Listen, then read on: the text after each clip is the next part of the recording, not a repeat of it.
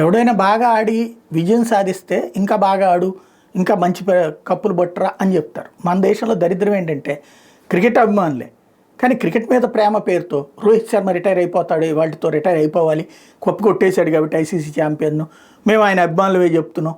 లేకపోతే కోహ్లీ రిటైర్ అయిపోవాలి, ఇప్పటిదాకా బాగా ఆడాడు, ఊపు మీద ఉన్నప్పుడే అయిపోవాలి, ఇట్లాంటి స్టేట్మెంట్. అట్లాగే జడేజా ఇది ప్రకటించేసేయాలి అన్నటువంటి. నిన్న జడేజా చివరిలో మంచి తనే కదా ఫైనల్గా విన్నింగ్ షాట్ కొట్టింది, ఒక ఓవర్ ముగిసుండగానే కొట్టేశాడు కదా. అలాగే ఇటు రోహిత్ శర్మ నిలకడగాడి గెలిపించాడు కదా, కోహ్లీ ఒక్కడే డకౌట్ అయినటువంటి పరిస్థితి. కానీ అసలు ఇన్నింగ్స్లో ఇక్కడ దాకా రావడానికి ఫైనల్స్లో అతని పాత్ర ఉంది. బట్ వాళ్ళని రిటైర్ అయిపోవాలన్నట్టు రోహిత్ శర్మ చెప్పేశాడు, అయ్యా నేను రిటైర్ అవదలుచుకోలేదు అన్నట్టు. 2027 వరల్డ్ కప్ దాకా ఉంటానంటే నాకేం అభ్యంతరం లేదని ఓ పక్కన గౌతమ్ గంభీర్ చెప్తారు. అది వాళ్ళు చూసుకుంటారు. ఇంకోటి ఏంటంటే బాగా ఆడిన ఆటగాళ్ళని ఎప్పుడు రిటైర్ అవుతావు అనేటటువంటి పాయింట్ ఏంటో అర్థం కాని పరిస్థితి. కప్పు సాధించినటువంటి వాళ్ళని ఇక్కడ ఏమంటాం, అభిమానులు అయినప్పుడు భారత్ జట్లో ఇప్పుడు వీళ్ళు లేకుండా బలంగా, ఇప్పుడు నిన్ననే చూసాం శ్రేయస్ అయ్యర్ కావచ్చు, రాహుల్ కావచ్చు, ఏది ఈ ఫస్ట్ రోహిత్ కోహ్లీ అయిపోయాక అవుట్ అయ్యాక ఫస్ట్లో అయితే కనుక అటు గిల్ అవుట్ అయినా శుభ్మన్ గిల్ అయినా భయపడలేదు ప్రేక్షకుడు, క్రికెట్ అభిమాని.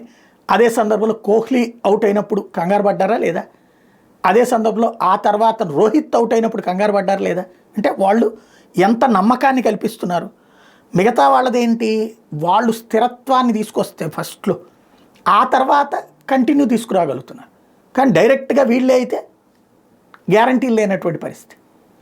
జడేజా చివరిలో ఉన్నాడంటే, 8th ఉన్నాడంటే ఎంత ధైర్యం ఉంటుంది.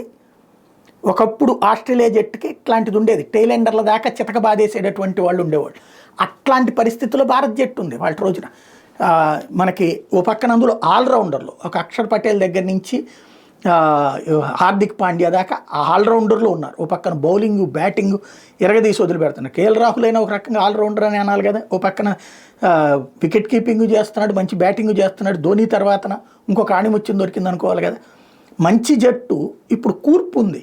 ఇలాంటి మళ్ళీ ఒక కన్సిస్టెంట్గా ఆడే ఆటగాళ్ళు, ఈ కొత్త వాళ్ళు కన్సిస్టెంట్ ఆడాలంటే ఇంకా కొంత టైం పడుతుంది. కొత్త ఏం కాదు, ఇప్పటికీ ఆడున్నారు, కానీ కన్సిస్టెంట్గా ఆడతారు. ఒక కోహ్లీ పాతుకుపోతాడు, ఇదివరకు ఒక రాహుల్ ద్రవిడ్ పాతుకుపోతాడు, ఇట్లాంటి ఒకటి ఉండేది కదా, ఆడిచి గెలిపిస్తారు చివరిదాకా అనేటటువంటి నమ్మకం సౌరవ్ గంగూలీ గురించిన ఇట్లాంటిది. అదే సెహ్వాగ్ మంచి ఆటగాడే, కానీ ఆవేశంగా ఆడి కొట్టేసుకుని వెళ్ళిపోతాడు. రోహిత్ శర్మతో కూడా ఆ లక్షణం ఉంది.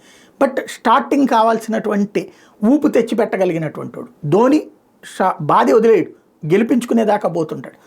అట్లాంటి ఈక్వేషన్ అన్నీ కలగలిపినటువంటి ఈక్వేషన్ వచ్చేదాకా వీళ్ళ విషయంలో మనం ఎక్కువ మాట్లాడకుండా ఉంటే బెటర్ ఏమో.